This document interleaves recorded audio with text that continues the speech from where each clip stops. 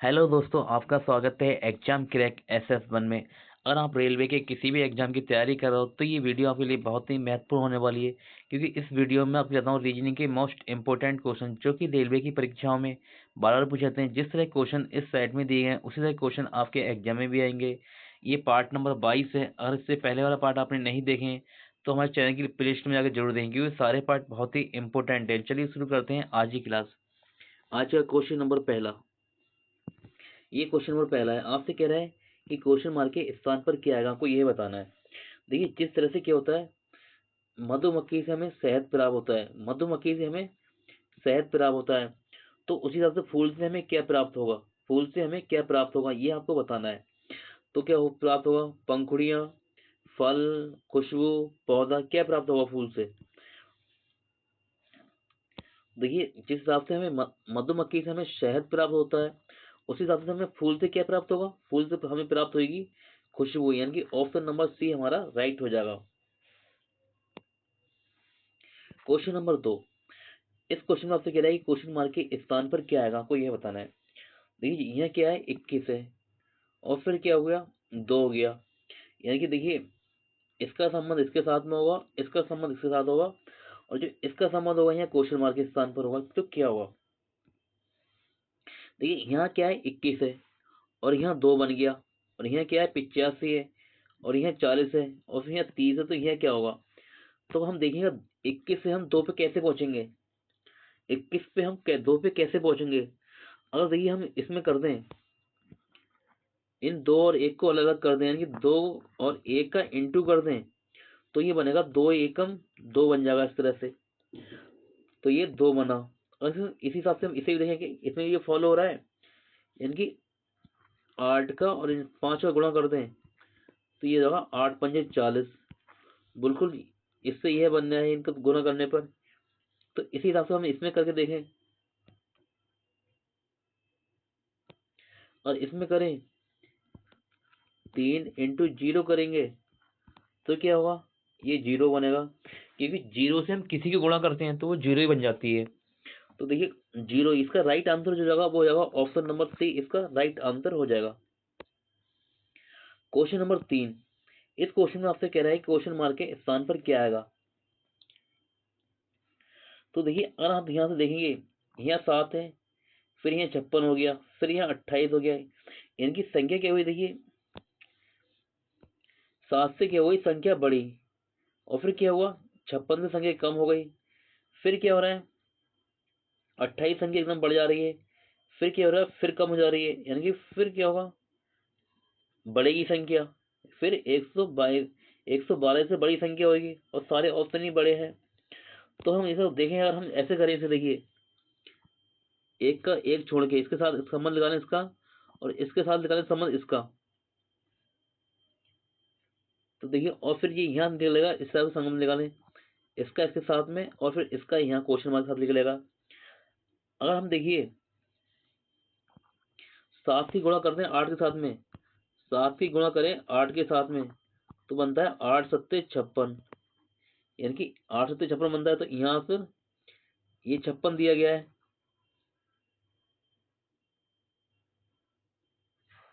एक मिनट, एक मिनट,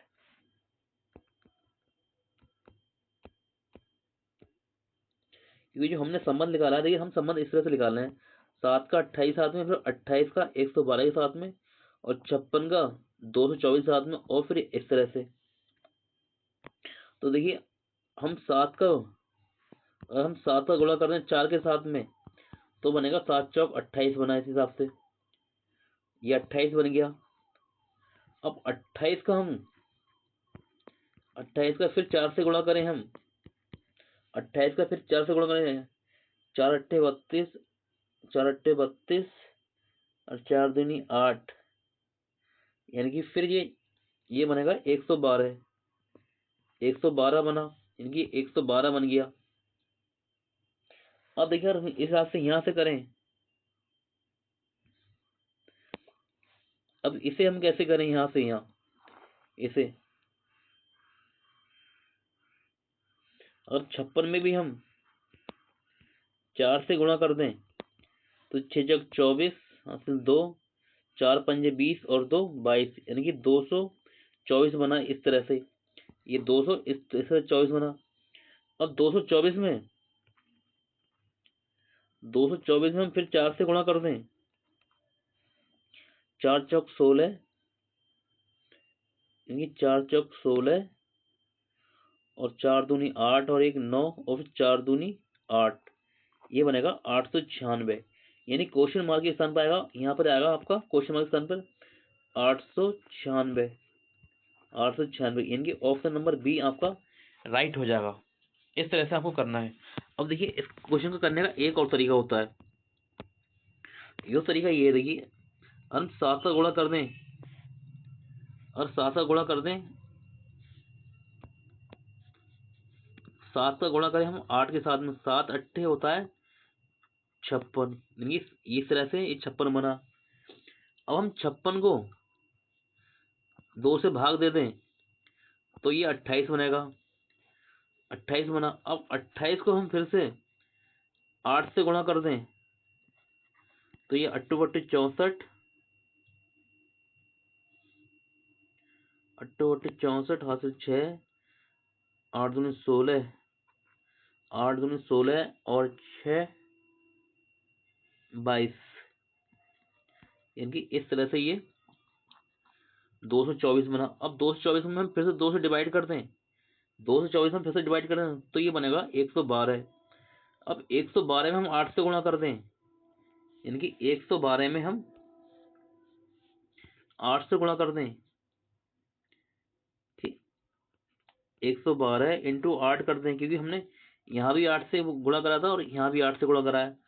तो 8 दूनी 16 के 6 हासिल 1, 8 एकम 8 और 1 9 और फिर 8 एकम 8, ये 896 इस तरह से ही बनने आए। जैसे आपको सही लगे वैसे कर लेना, मैंने आपको दोनों तरीके सिखा दिए। इसका जो राइट आंसर होगा वो होगा option number B. Question number 4, इस क्वेश्चन में आपसे कह रहा है एक सावन बरस यानी कि नॉन लीफ बरस में विषम दिन होते हैं।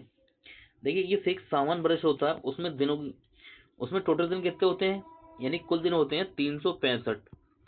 365 दिन होते हैं एक सावन बरस में। और एक सप्ताह में यानी कि एक हफ्ता में दिन कितने होते हैं 7। और हम 7 से डिवाइड करते हैं तो 7 पंजे 35, 7 पंजे 35 बचा 1, 7 दूनी 14 और यानी कि शेष बचा हमारा 1, यानी कि हमारे जो 52 एक सामान्य बरस में 52 सप्ताह और एक विषम दिन होता है। तो इस क्वेश्चन का एक राइट आंसर हो जाएगा, वो हो जाएगा ऑप्शन नंबर डी। एक सावन बरस में विषम दिन कितने होते हैं, वो होता है 1। और देखिए एक जो लीफ बरस होता है, लीफ बरस उसमें दिन कितने होते हैं, उसमें होते हैं 366 दिन। एक साल में 366 दिन होते हैं। और हम सुबह 7 से डिवाइड करते हैं तो 7 पंजे 35 और 7 दूनी 14 और प्लस 2, यानी कि इसमें होते हैं 2 विषम दिन। एक सावन बरस होता है उसमें विषम दिन होता है 1, और एक लीप ईयर होता है उसमें विषम दिन होते हैं 2। ये आप याद रखना। इस अभी आपसे आप पूछा है एक सावन बरस में कितने विषम दिन होते हैं, तो इसका क्वेश्चन हो जाएगा ऑप्शन नंबर डी राइट। अगर हम इसकी जगह पूछा था लीप बरस में, आपसे पूछ लिया था लीफ यानी कि लीप वर्ष में ये पूछ लिया था कितने कितने विषम दिन होते हैं, तो उसमें राइट आंसर होता 2। और देखिए कल को आपसे ये पूछ लिया क्वेश्चन में, कल से मान लीजिए ये पूछ लिया कि 100 बरस में कितने विषम दिन होते हैं, यानी कि 100 बरस में कितने विषम दिन होते हैं, तो इसमें होते हैं 5। अगर 200 बरस में पूछ लिया जाए आपसे कितने विषम दिन होते हैं, तो इसमें होते हैं 3। अगर 300 बरस में पूछ लिया तो इसमें कितने विषम दिन होते हैं, तो इसमें होता है 1। और आपसे पूछ लिया कि 400 बरस में कितने विषम दिन होते हैं, तो इसमें होता है 0। ये याद रखना आप, क्योंकि आपसे पूछ सकता है कल क्वेश्चन में। देख लीजिए ये मैं आपके लिए बना के लाया हूं, आप इसका स्क्रीनशॉट ले लो, ठीक है। एक सावन बरस में दिनों की संख्या 365 और एक सावन बरस में विषम दिनों की संख्या 365 को 7 से भाग देंगे तो 52 सप्ताह और एक विषम दिन आएगा। इसी हिसाब से एक सावन बरस में विषम दिनों की संख्या 1 होगी और आपसे कह रहा है एक लीप वर्ष में विषम दिनों की संख्या 2 होगी, और 100 वर्षों में विषम दिनों की संख्या 5 होगी, और 200 वर्षों में विषम दिनों की संख्या 3 होगी, और 300 वर्षों में विषम दिनों की संख्या 1 होगी, और 400 वर्षों में विषम दिनों की संख्या 0 होगी। आप इसका स्क्रीनशॉट ले लो, याद कर लेना आप, क्योंकि कल से आपको डायरेक्ट इस पे कोई भी क्वेश्चन आ सकता है आपका। क्वेश्चन नंबर 5 रेलवे का बहुत ही महत्वपूर्ण क्वेश्चन है, और ये रेलवे के लगभग हर एग्जाम में पूछा जाता है। इस क्वेश्चन आपसे रात के 9:22 बजे घंटे वाली सुई और मिनट वाली सुई से बने दो कोणों में से छोटे कोण कितना होगा। आपसे कह रहा है छोटा कोण कितना होगा। तो देखिए इसका आंसर निकालने की बहुत ही शानदार ट्रिक है। आप ऐसा करना 30H - 11M/2 इस तरह से ये सूत्र लिख लेना। आप देखिए थोड़ा बड़ा करके लिखवा देता हूँ आपको। इनकी 30H - 11M/2 एच से क्या होता है आवर यानी कि घंटा, और एम से क्या होता है मिनट होता है। ठीक है, बस आते हैं अपने क्वेश्चन पे। आप लगा लो आप इसी में 30H - 11M/2। जब इसमें हम वैल्यू रखेंगे तो 30 और H कितना है यानी घंटे कितने हमारे, वो है 9 माइनस 11/2, और मिनट यानी कि मिनट कितने हैं हमारे, वो हैं 22। तो देखिए इसे हम काट लो, ये 2 से जाएगा 22 11 बार में, और ये हो जाएगा 9 3 27, 270 माइनस 11 का 11 गुणा करेंगे तो 121। अब इसमें तो घटाई करेंगे, 10 में से 1 जाएगा तो 9, 6 में से 2 जाएंगे तो 4 और 1 यानी कि 149 डिग्री आपका राइट आंसर आएगा। ये छोटे कोण का जो मान होगा वो होगा 149 डिग्री। ऑप्शन नंबर ए इसका राइट आंसर हो जाएगा। क्वेश्चन नंबर 6 इस क्वेश्चन का आपसे कह रहा है एक समूह में 5 लड़कियां हैं। इनकी एक समूह है उसमें 5 लड़कियां हैं। के दूसरी सबसे लंबी है, यानी जो के है वो दूसरी सबसे लंबी है। इस क्वेश्चन को मैं आपको हल करा दूंगा। जैसे मान लिया ये ए है और ये बी है, और फिर हमने ये ए लिखा और फिर ये बी लिख दिया।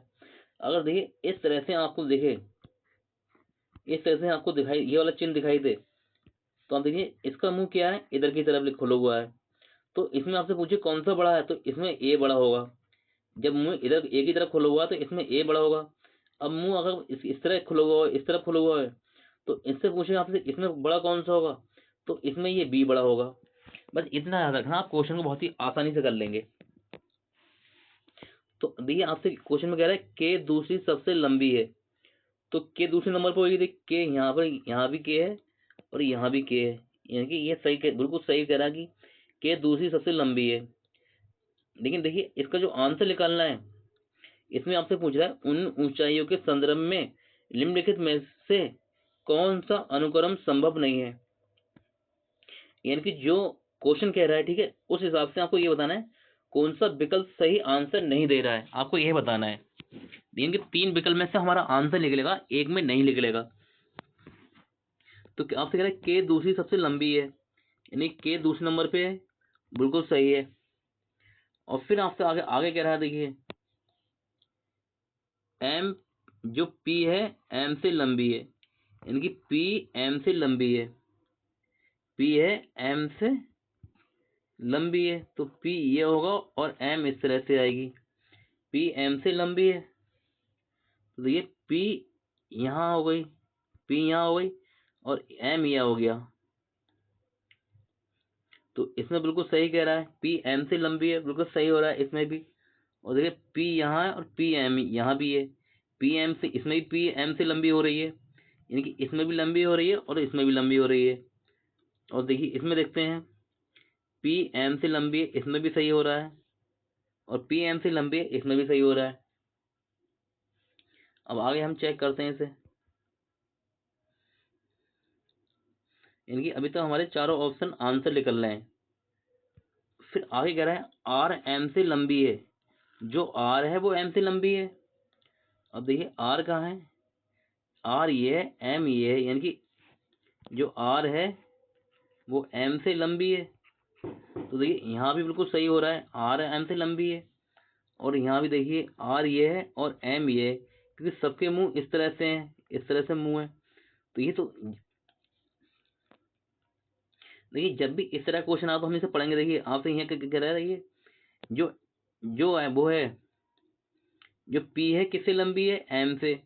और एन किससे लंबा है, पी से। और के किससे लंबा है, एन से। और आर किससे लंबा है, के से। यानी कि सबसे लंबा इनमें कौन हो जाएगा, तो आर हो जाएगा।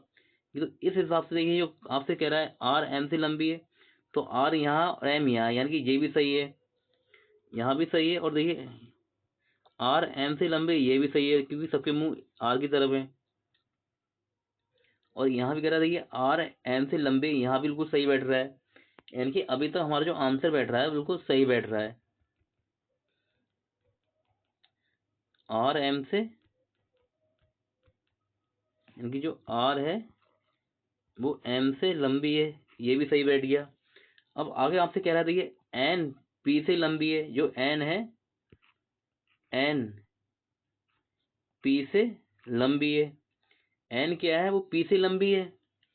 अब देखिए एन यहाँ पी यहाँ है, यह भी बिल्कुल सही बैठ रहा है कि एन पी से लंबी है। पहले वाला भी सही बैठा। और फिर एन पी से लंबी रही, एन यहाँ है और पी यहाँ है, इनकी इसका मुंह खुला हुआ है एन की तरफ, यह भी सही है। यहाँ भी बिल्कुल सही है कि एन पी से लंबी है।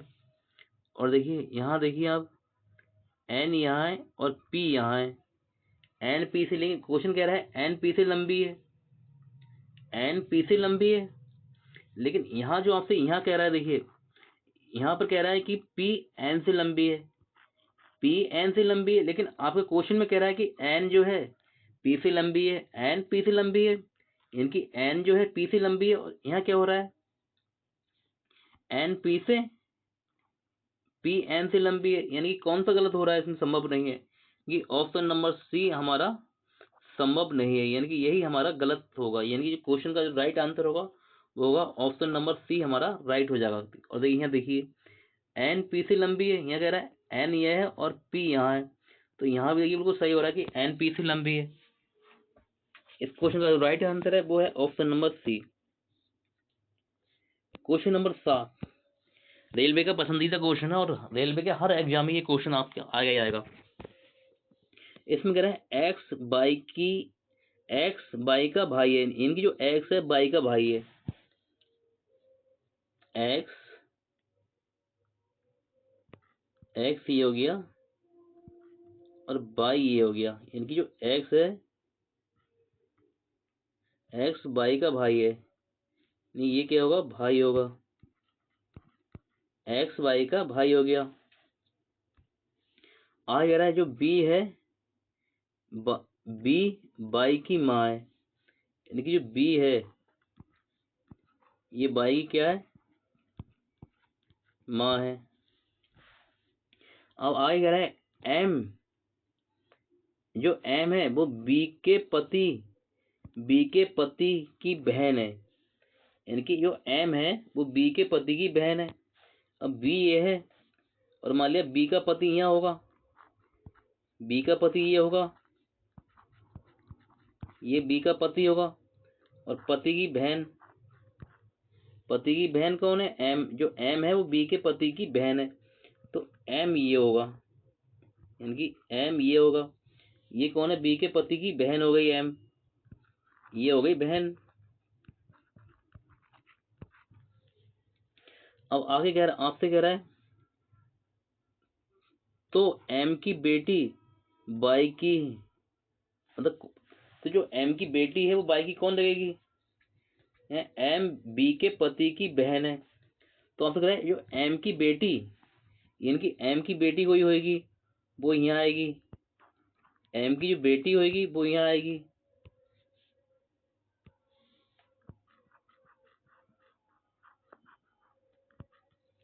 यह कौन होगी, जो एम की बेटी होगी। बेटी। तो अब देखिए, तो कह रहे हैं एम, ये तो एम की बेटी बाई की कौन होगी, बाई है। और देखिए बाई की माँ कौन है, बी है। बाई की माँ कौन है, बी है। तो ये कौन हो जाएंगे, ये बाई के पापा हो जाएंगे, ये माँ हो गई, तो ये पिताजी हो जाएंगे बाई के। जब पिताजी हो गए, और पिताजी की जो बहन है वो कौन है, एम है। पिताजी की बहन है, एम है। तो बाई की जो एम है वो कौन लगेगी, वो लगेगी बाई की बुआ। और बुआ की बेटी ये है, बुआ की बेटी। तो बुआ की बेटी बाई की कौन हो गई, वो हो गई फुफेरी बहन। इनकी ऑप्शन नंबर बी इसका राइट आंसर निकला है। जो एम की बेटी बाई की कौन होगी, वो होगी फुफेरी बहन। ऑप्शन नंबर बी इसका राइट आंसर होगा। क्वेश्चन नंबर 8, इस क्वेश्चन में आपसे कह रहा है कि क्वेश्चन मार्क के स्थान पर क्या है, आपको यह बताना है। देखिए यह क्या है, एक सादा गोला दिया गया, खाली गोला दिया गया है। फिर क्या आगे क्या कह रहा है, इसमें लाइनें खींची गई, कितनी लाइनें खींची गई है, 1 2 3 और ये 4 लाइनें खींची गई हैं। फिर देखिए यहाँ पर आपको क्या है, एक खाली वर्ग है, एक खाली वर्ग है। तो अब क्या होगा, खाली वर्ग में 4 लाइनें खींची जाएंगी, खाली वर्ग में 4 लाइनें खींची जाएंगी, यानी कि 1 हो जाएगा, 2 हो जाएंगी, 3 और 4, यानी कि इस तरह से आपकी लाइनें दिखाई देंगी। इसी तरह की लाइनें कहाँ दिख रही हैं, ये दिख रही हैं 1 नंबर में। ये लाइनें हैं 1 नंबर में। 1 नंबर कहाँ दिए गए, ये दिया है ऑप्शन नंबर डी में। हमारा राइट आंसर होगा option number D. Question number 9, इस क्वेश्चन में कह रहा है उपरोक्त समूह के समान आकृति है, यानी कि देखिए 3 आकृतियों से मिलकर एक समूह बनने आए। जो 3 आकृति हैं उनसे मिलकर एक समूह बनने आए, देखिए 1 2 और 3, इस तरह से समूह बनना है। तो आपको ये बताना है एक समूह में तीनों आकृति के समान है, यानी कौन सा समूह सही है, आपसे बताना है। देखिए कौन सा ऑप्शन सही होगा, यहाँ अगर हम चेक करें, देखिए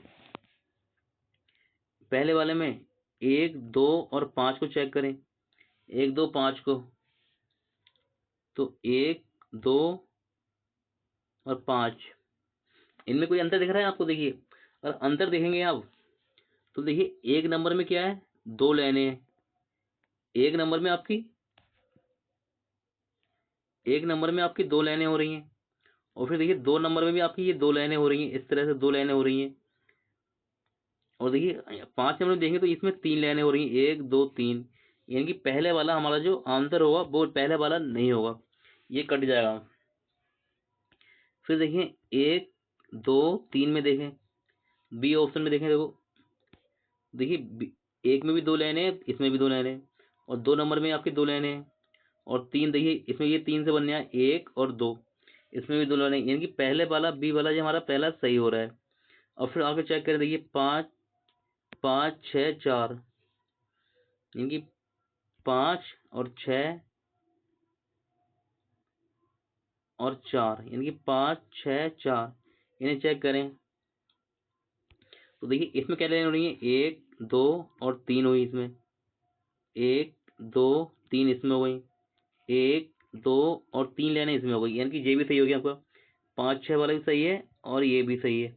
अब लास्ट वाला चेक कर लेते हैं, देखिए 8 7 9, इनकी 8 7 9। तो देखिए ये देखिए साथ में देखिए 4 लाइनें बन रही हैं, इसमें वर्ग में भी 4 लाइनें हैं, सॉरी आयत में भी 4 लाइनें, ये आयत बना हुआ है, इसमें 4 लाइनों से मिलकर आयत बनता है, 1 2 3 और 4। और देखिए 8 में देखिए 1 2 3 और 4, इसमें भी 4 लाइनें।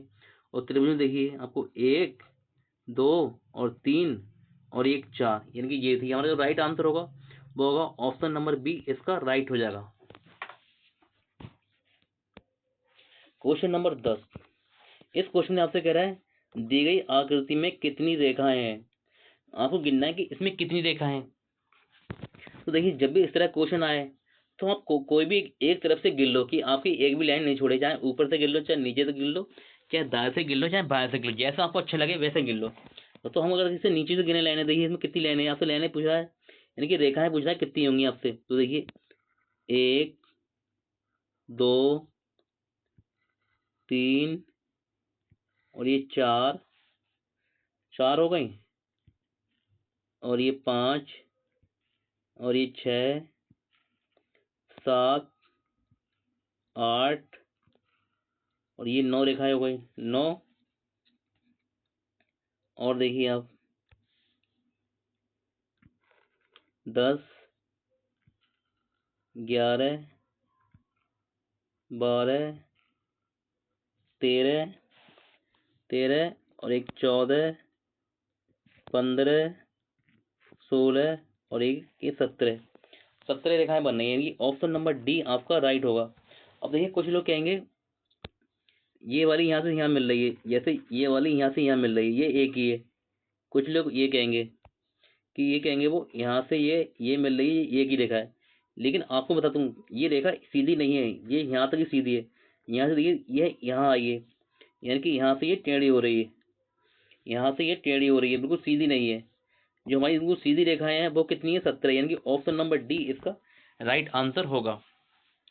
अगर आपको हमारी वीडियो अच्छी लगी हो तो वीडियो को लाइक शेयर जरूर करें। अगर आप हमारे चैनल पर नए हैं तो हमारे चैनल को सब्सक्राइब करें। इसी तरह की वीडियो पाने के लिए मिलते हैं आपसे अगली क्लास में, तब तक के लिए नमस्कार।